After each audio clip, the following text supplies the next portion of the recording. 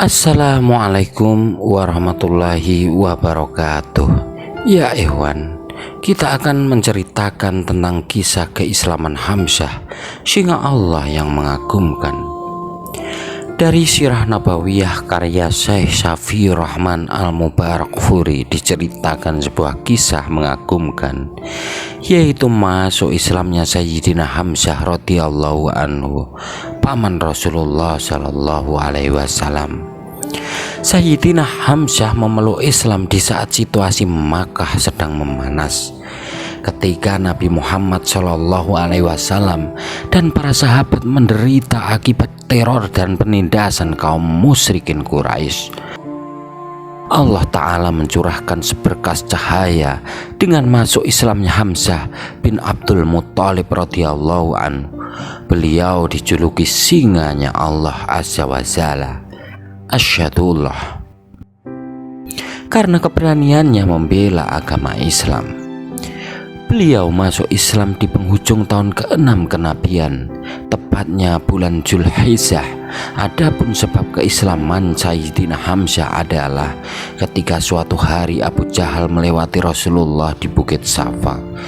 Lalu dia menyakiti dan menganiaya beliau. Rasulullah pun diam saja, tidak berbicara sedikit pun kepadanya. Kemudian Abu Jahal memukuli tubuh Rasulullah dengan batu di bagian kepala sehingga memar dan berdarah. Setelah itu dia pulang menuju tempat pertemuan kaum Quraisy di sisi Ka'bah dan berbincang dengan mereka. Ketika itu budak perempuan Abdullah bin Jud'an berada di kediamannya di atas Bukit Safa menyaksikan peristiwa yang dialami Rasulullah itu. Ketika bersamaan Hamzah datang dari berburu dengan menenteng busur panah, maka dia pun memberitahukan perihal perlakuan Abu Jahal tersebut. Menyikapi itu sebagai seorang pemuda yang berani dan dihargai di kalangan suku Quraisy, Hamzah marah dan bergegas mencari Abu Jahal. Dia pergi dan tak peduli dengan orang yang menegurnya. Hamzah pun menyiapkan segala sesuatu untuk memberi pelajaran kepada Abu Jahal. Manakala dia masuk Masjid Al-Haram saat ini, beliau pun bertemu Abu Jahal sembari berkata, "Hai si Hinadina, engkau berani mencaci maki keponakanku, padahal aku sudah memeluk agamanya." Kemudian Hamzah memukulinya dengan gagang busur panah dan membuatnya terluka dan babak belur.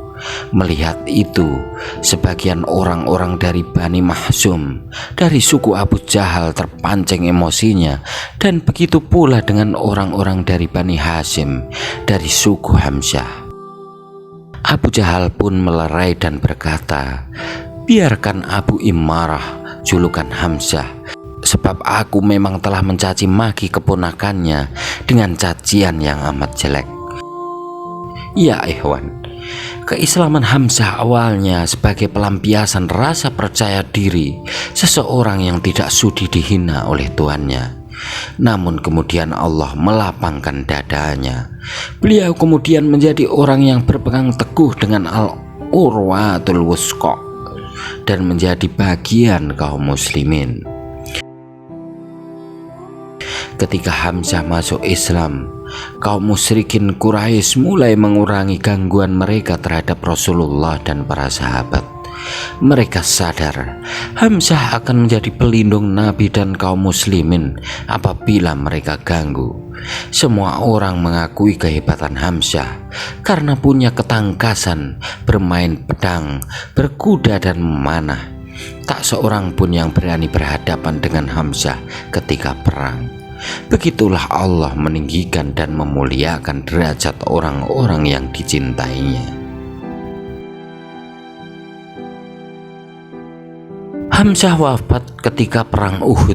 Beliau terbunuh oleh tombak Wahsy, seorang budak Jubair bin Mut'im yang diimingi bebas dari budak apabila bisa membunuh Hamzah.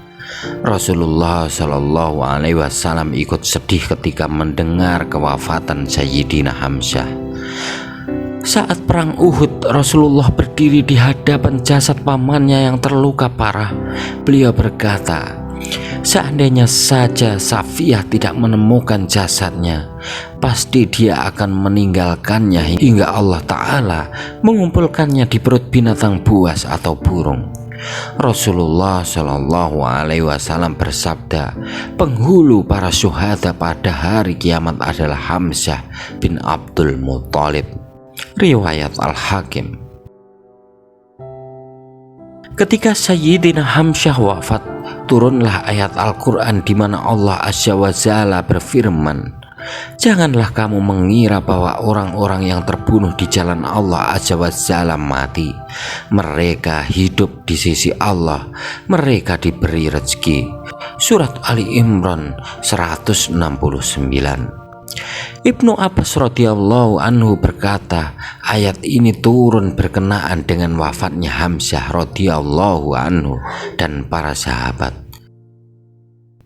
Ya ikhwan, demikian kisah masuk Islamnya Sayyidina Hamzah yang sangat mengagumkan. Semoga kita bisa memetik hikmah dan iktibar dari keteguhan beliau membela Islam dan membela Rasulullah Shallallahu Alaihi Wasallam. Wallahu a'lam bishawab. Wassalamualaikum warahmatullahi wabarakatuh.